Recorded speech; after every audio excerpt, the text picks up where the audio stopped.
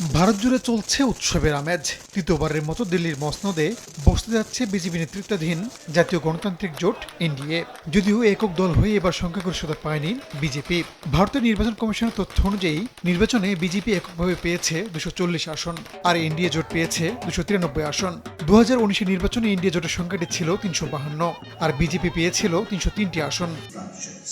ভারতের লোকসভায় 543 আসনের মধ্যে সরকার করতে প্রয়োজন 272 আসন। একক সংখ্যাগরিষ্ঠতা না পাওয়ায় জোট সরকার যেতে হচ্ছে বিজেপিকে। বুধবার দিল্লিতে জোটের শরিকদের জরুরি বৈঠক ডেকেছেন নরেন্দ্র মোদী। ভারতের বেশ কয়েকটি গণমাধ্যম বলছে, বিহারের নীতিশ কুমার ও অন্ধ্রপ্রদেশের চন্দ্রবাবু নাইডুকে ফোন দিয়েছেন ইন্ডিয়া জোটের নেতারা। এমন খবর প্রকাশ্যে আসার পরেই এনডিএ বৈঠকে বসছে। সেখানেই নির্ধারিত হতে পারে পরবর্তী সরকার কাঠামো। এর আগে মঙ্গলবার রাতে দিল্লিতে দলের প্রধান কার্যালয়ে পৌঁছান প্রধানমন্ত্রী নরেন্দ্র মোদী। সমর্থকদের উদ্দেশ্যে দেওয়া ভাষণে সবাইকে ধন্যবাদ জানিয়ে বলেন, এই জয়ের মধ্য দিয়ে বৃহৎ গণতন্ত্রের বিজয় হয়েছে। आपका ये प्यार, इस आशीर्वाद के लिए मैं सभी देशवासियों का ऋणी हूं। দেশটির রাজনৈতিক বিশ্লেষকরা বলছেন, মাত্র এক বছর আগে তৈরি হওয়া ইন্ডিয়া জোটের কারণেই সংখ্যাগরিষ্ঠতা পায়নি বিজেপি। আর রাহুল গান্ধীর ভারত জোড়ো যাত্রা ও ভারত ন্যায় যাত্রায় সুফল পেয়েছে কংগ্রেস। সবচেয়ে বড় চমক উত্তরপ্রদেশের সমাজবাদী পার্টির। দেশজুড়ে একক দল হিসেবে তৃতীয় অবস্থানে এখন দলটি। বলতে গেলে অখিলেশ যাদবের দল একাই রাজনীতিতে বিজেপিকে হারিয়েছে। অযোধ্যার যে রাম মন্দির নিয়ে আশার আলো দেখেছিলেন মোদী, সেই আসনেই পরাজিত হয়েছে বিজেপি।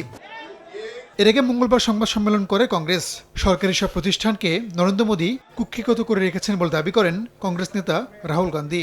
ये चुनाव हम बीजेपी, हिंदुस्तान के इंस्टीट्यूशंस, सीबीआई, ईडी, इन सब के खिलाफ हम लड़े थे। অন্যদিকে নির্বাচনে পশ্চিমবঙ্গে ভূমিধস জয় পেয়েছে মমতার তৃণমূল। গত নির্বাচনে রাজ্যটিতে 18টি আসনে জয় পেলেও এবার তৃণমূলের কাছে পাত্তাই পায়নি গেরুয়া শিবির। কলকাতায় নিজ বাসভবনে সংবাদ সম্মেলনে বিজেপির বিরুদ্ধে বিভিন্ন আসনে ফলাফল আটকে রাখার অভিযোগ করেন মমতা। বিজেপি অবজারভার জেতা সিটগুলোতেও সার্টিফিকেট দিচ্ছেন না। मैं जरूर कहेंगे ये जय, ये विक्ट्री इंडिया का है, ये विक्ट्री हमारा देश का है।